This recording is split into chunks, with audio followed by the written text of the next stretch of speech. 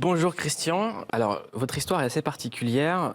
Vous êtes né à Versailles, vous étiez maître d'hôtel dans un restaurant chic du quartier de la Madeleine, après une formation de sommelier. En 2012, divorce, dépression, vous démissionnez. Le 17 avril 2015, vous faites expulser de votre foyer.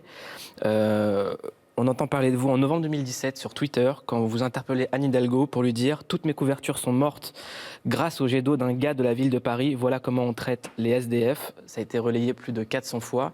Anne Hidalgo vous a présenté ses excuses. Depuis, vous êtes malheureusement toujours à la rue. Vous continuez de vous exprimer sur les réseaux sociaux. Les sans domicile fixe, c'est des gens qu'on tend à rendre invisibles. Grâce aux réseaux sociaux, vous êtes visibles. Et vous parlez d'une problématique qu'on entend très très peu, c'est ces dispositifs dans la rue contre les SDF. Alors, la première image, je pense, c'est un dispositif pour les fakirs. J'ai bien vu les pics. Mais ouais, effectivement, c'est des fois l'intelligence humaine, elle va dans le pire, quoi, tu vois, dans la vie. Donc il y a des gens dans des sociétés qui imaginent ce genre de dispositif pour que des propriétaires les achètent et les installent.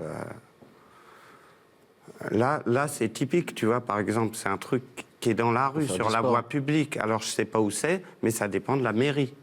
Et c'est ce qui m'est arrivé avec Anne Hidalgo. Quand vous entendez Emmanuel Macron faire ses vœux et dire qu'il n'y aura plus personne à la rue, on va pas parler de bédo toute la journée. C'est ce que tu as dit tout à l'heure, non? Non, mais sérieusement. Est-ce que vous y croyez? Est-ce que c'est pas une promesse qu'on a déjà entendue? C'était l'ouverture du film d'Augustin Legrand. Bien sûr. Ouais. C'est impossible. Tu peux pas avoir une société sans avoir que du milieu. Tu es obligé d'avoir des extrêmes. Donc il y a des extrêmement riches et il y aura toujours des extrêmement pauvres. Tu sais, regarde, tu me parles de Macron. Chirac, pour se faire réélire en 2002, il a parlé de réduire la fracture sociale.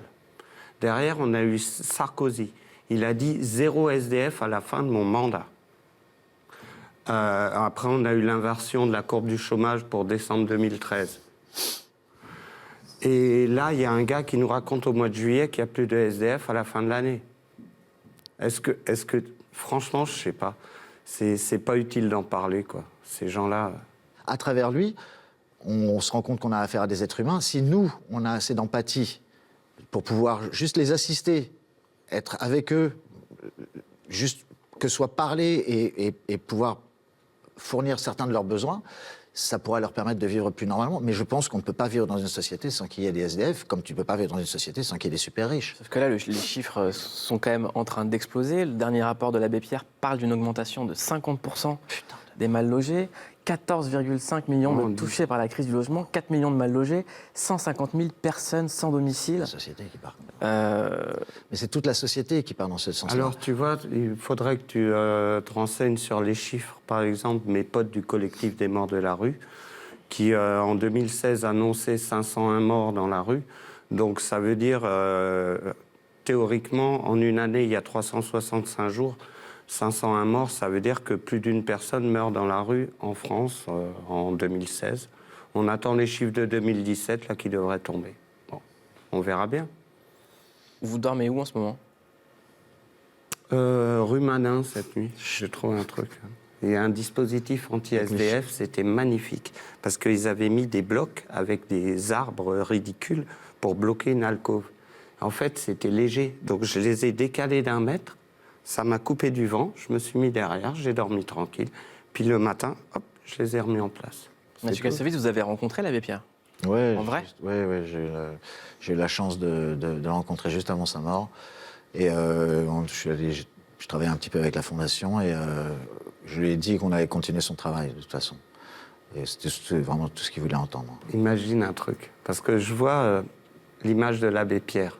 Tu prends Mathieu Kassovitz, tu lui fous une barbe blanche, tu mets le béret retourné, un biopic sur la vie de l'Abbé Pierre. Ça a été fait. Mais le cinéma ne changera rien à ce niveau-là. Tu mets des effets spéciaux. Moi, j'ai vu l'Abbé Pierre engueuler des CRS sur une manif rue René Coty. Je peux te dire qu'il les avait comme ça, les CRS. Moi, je trouve aujourd'hui que c'est vrai que tu peux amener plus d'émotions et changer plus la vie de gens en balançant une vidéo sur Twitter qu'en faisant un film aujourd'hui. Et vous, qu'est-ce que ça vous apporte, personnellement? À peu près tout ce que j'ai sur moi. Alors, le pull Stockholm que j'adore, c'est une étudiante genevoise qui me l'a envoyé. Voilà, avec des plaquettes de chocolat. Genève. Très bien. Mais ça t'apporte aussi que tu fais avancer la cause. Oui, et que puis, mais il y a des gens qui m'hébergent, il y a des gens qui me soutiennent, il y a des gens qui m'aident, mais sur ma situation personnelle. En tout cas, merci d'être venu, Christian Page. Merci d'être venu parler avec nous. Je te kiffe, mon Leu. Bah, moi aussi, je te kiffe. C'est pour ça que tu es là. Oh, timidité.